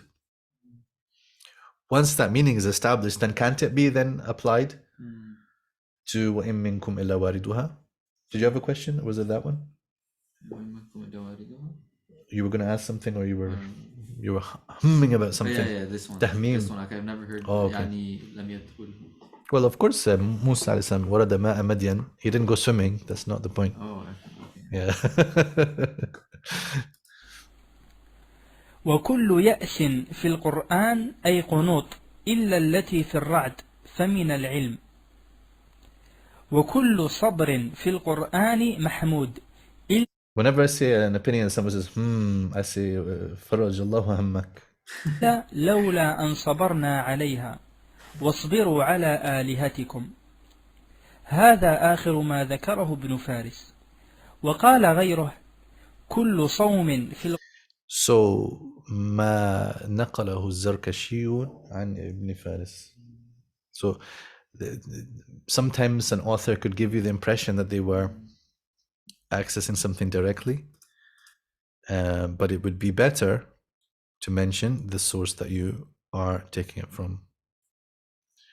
At least as far as I remember, or as far as my notes indicate, Haider has looked into this more carefully, because sometimes you see a particular entry was kind of mistranscribed or something, and then you realize it was Zarkashi who mistranscribed it, And then you know that he got it from Zarkashi, right? It's if some, not to compare with this, but if you're copying your friend's homework and then he's made a mistake and then you make the same mistake, as a teacher, I know what happened. القرآن فمن العبادة إلا نذرت للرحمن صوما أي صمتا وكل ما فيه من الظلمات والنور فالمراد الكفر والإيمان إلا التي في أول الأنعام فالمراد ظلمة الليل ونور النهار. We were just working on my chapter. Muhammad was accompanying me in this process of going through the tafsir, tafsir al-Qur'an bil-Qur'an, because that's going to appear in the book, inshallah, based on my thesis. The book is called Explaining the Quran Through the Quran. It has a chapter of Tafsir Surah Al-An'am, and in the beginning there's a discussion about this. Why is Zulumat plural and Nur singular? And then how does this relate to the perspectives of the Mufassirin on whether it is physical light and darkness that's being referred to, or whether it is conceptual, symbolic, spiritual, or whether it is somehow both, and how does that relate to the other occurrences in the Quran and the occurrences in the Surah and so on. So interesting to see this one here. Maybe I should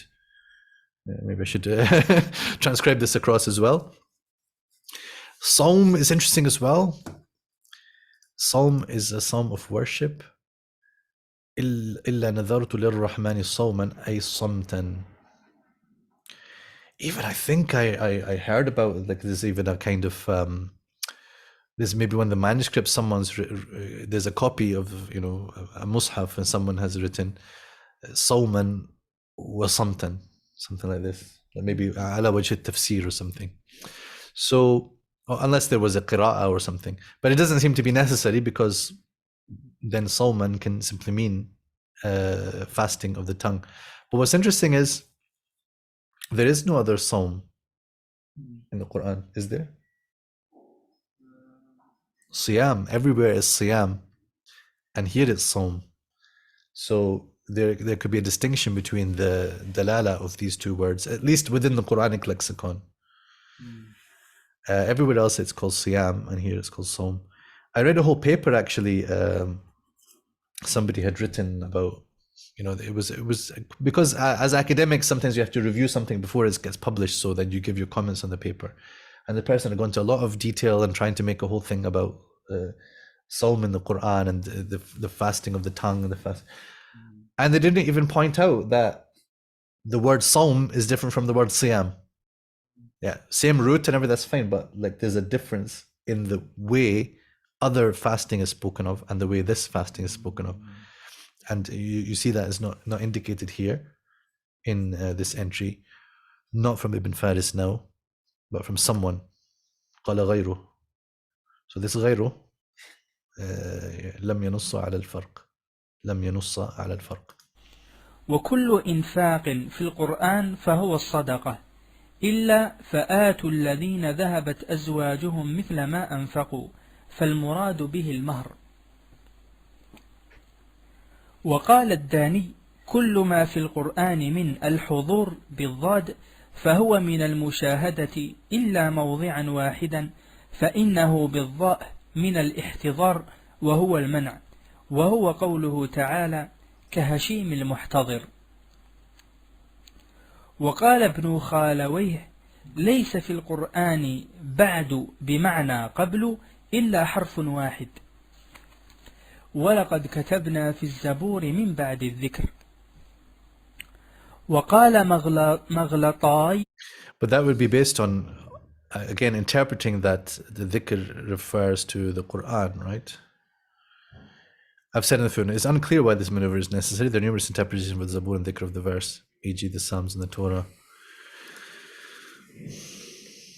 What's your ham? When he's saying كل ما فيه من الحضور فهو بالضاد, is he saying these are technically the same like word, or what's he? I don't know. I've actually, I think this is from the footnote here. Yeah. So you can look at the footnote if you want to know more about that. I don't want to get too much into that. But as I said here, Al-Isra also, and he has a work all about comparing Dad and Dha. because we'll open up another another big can of worms, which I don't want for today. في كتاب الميسر قد الميس وجدنا حرفا آخر وهو قوله تعالى والأرض بعد ذلك دحاها. وقال أبو موسى في كتاب It's so cute. No, we have to read this. In the other مطبوعة it says الميسر or الميسر, right? والصواب الميس وهو تعقب على مواضع من كتاب ليس في كلام العرب. So people have said ليس في كلام العرب كذا. So he wrote a book called الميس على الليس. الميس على الليس. Very, very nice. Oh, I didn't even mean that rhyme. That's subhanallah من التوارد من التوارد والتوفيق. معناه هنا قبل لأنه تعالى خلق الأرض في يومين ثم استوى إلى السماء فعلى هذا خلق الأرض قبل خلق السماء. انتهى. قلت قد تعرض النبي صلى الله عليه وسلم والصحابة والتابعون بشيء من هذا النوع. فأخرج الإمام أحمد في مسنده وابن أبي حاتم وغيرهما من طريق دراج عن أبي الهيثم عن أبي سعيد الخدري عن رسول الله صلى الله عليه وسلم قال كل حرف في القرآن يذكر فيه القنوت فهو الطاعة. هذا إسناده جيد وابن حبان يصححه. هامش أخرجه أحمد وابن حبان وابن أبي حاتم وضعفه الشيخ الألباني رحمه الله في الضعيفة. I mentioned Ibn Kathir and others considered it unreliable. وأخرج ابن أبي حاتم من طريق عكرمة عن ابن عباس قال كل شيء في القرآن أليم فهو الموجع. وأخرج من طريق علي بن أبي طلحة عن ابن عباس قال كل شيء في القرآن قتل فهو لعن. فكل شيء في القرآن قتل فهو لعن.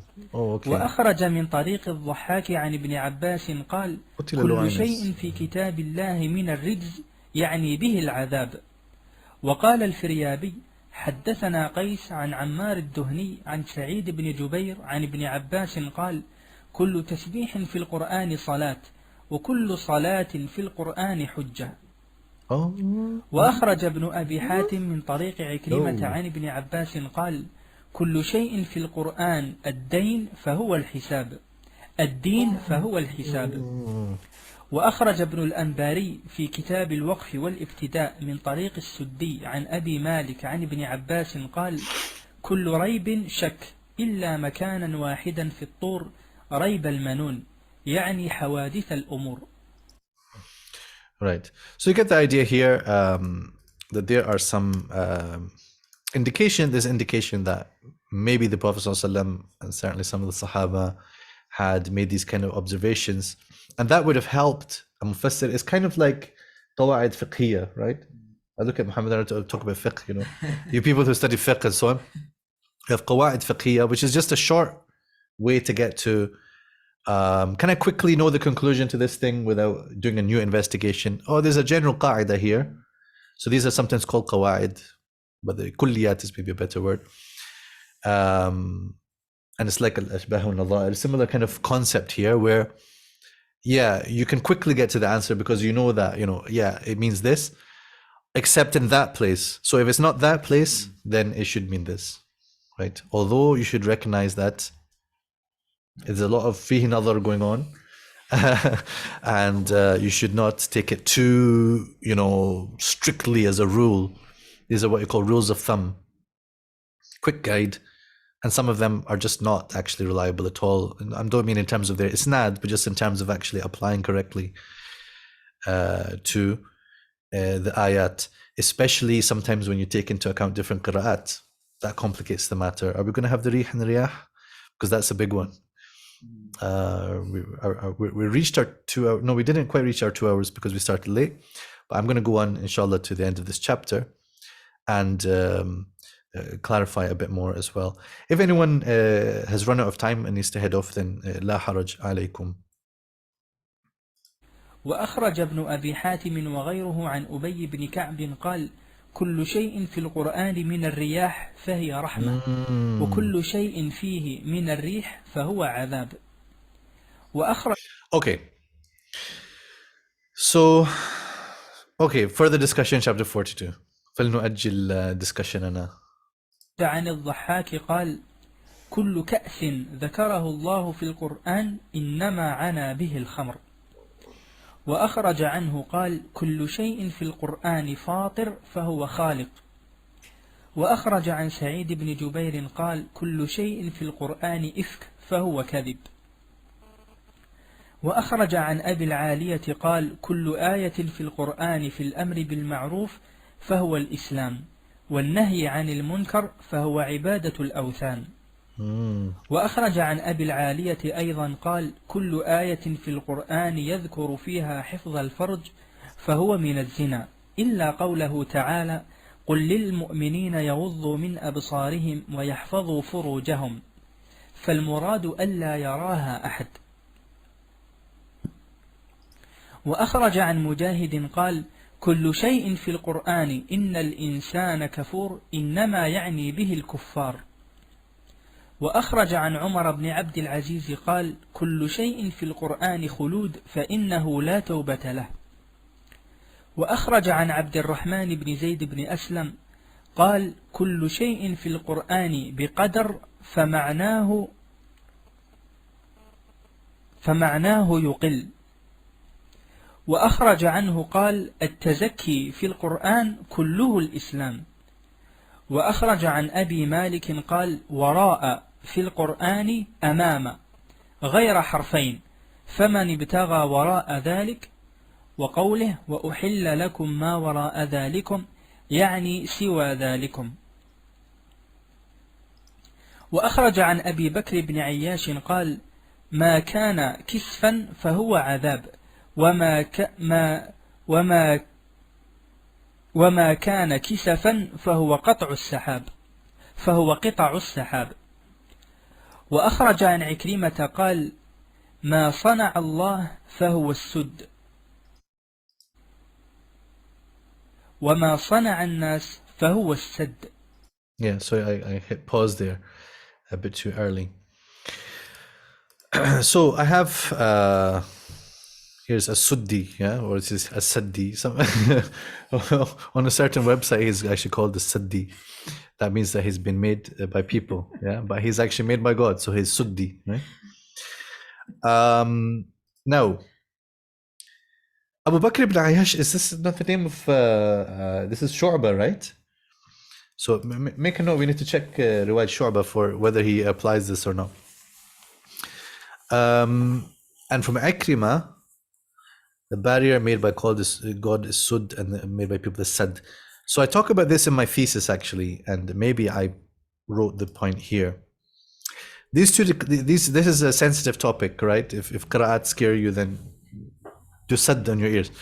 These two claims demonstrate the difficulty in applying such rules where there's divergence between the canonical recitations. In each of the instances of Kisf and Kisaf, except for Surah Al-Tur, and each of the instances of Sad and Sud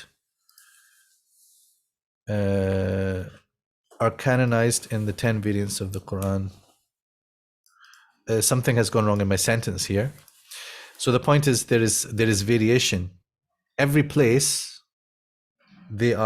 some of them are saying Kisf and some of them are saying Kisaf, except for Surah Al-Tur, where it would be Kisfan, right? In Surah Al-Tur. And in every situation where there's Sad or Sud, some of the Qurra are saying Sad and some of the Qurra are saying Sud. So if we accept that these recitations are all authoritative and Quranic, then we can't say that there is a rule about made by man, made by people. Therefore, these rules must be taken to pertain to one or more particular readings. So if I'm right in thinking that Abu Bakr ibn Ayyash is a reference here to Shu'bah, then Shu'bah himself is talking about the recitation that he adopts. And maybe he is explaining to us the basis on which he adopted one of the two options that have been received from his teachers. So this is a process of ikhtiyar, where the imams of recitation made ikhtiyar, they did so with a degree of of nazar, and that is to say, they saw that certain awjuh were more appropriate grammatically, they were more appropriate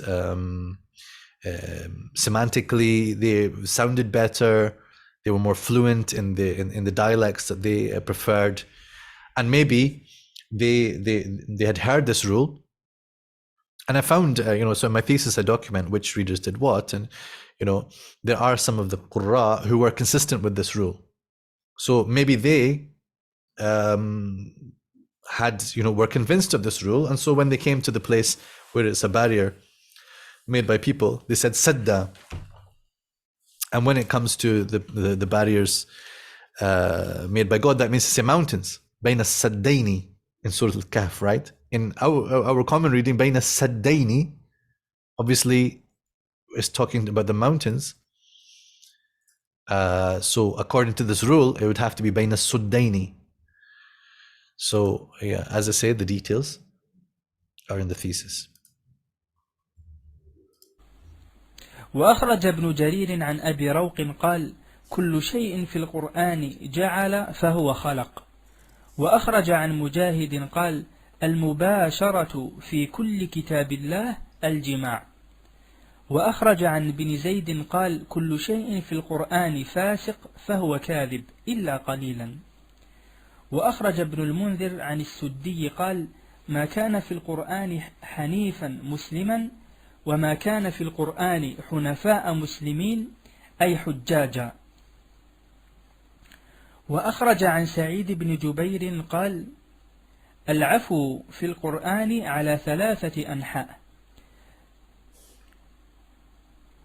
نحو تجاوز عن الذنب، ونحو في القصد في النفقة، ويسألونك ماذا ينفقون قل العفو، ونحو في الإحسان فيما بين الناس إلا أن يعفون أو يعفو الذي بيده عقدة النكاح.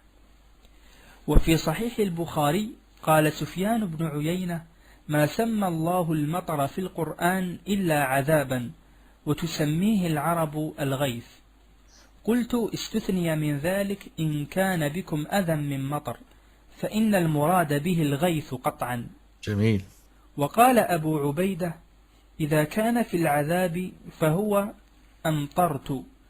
أمطرت، وإذا كان في الرحمة فهو مطرت.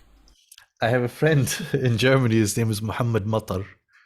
And I remember that he seemed to be like a bit nervous about his name or anxious about his name because he'd heard this qaida. He's mashallah knowledgeable brother. Studied in Durman University in Sudan and different places. So I felt like he was al-istihya would mention his name. He said matar is for adab. So I mentioned to him the exception, and so I always, when I address him, I call him matar al-khair.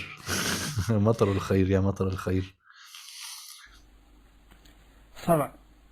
أخرج أبو الشيخ عن الضحاك قال قال لي ابن عباس احفظ عني كل شيء في القرآن وما لهم في الأرض من ولي ولا نصير فهو للمشركين، فأما المؤمنون فما أكثر أنصارهم وشفعاءهم. وأخرج سعيد بن منصور عن مجاهد قال كل طعام في القرآن فهو نصف صاع. وأخرج ابن أبي حاتم عن وهب بن منبه قال كل شيء في القرآن قليل وإلا قليل فهو دون 10.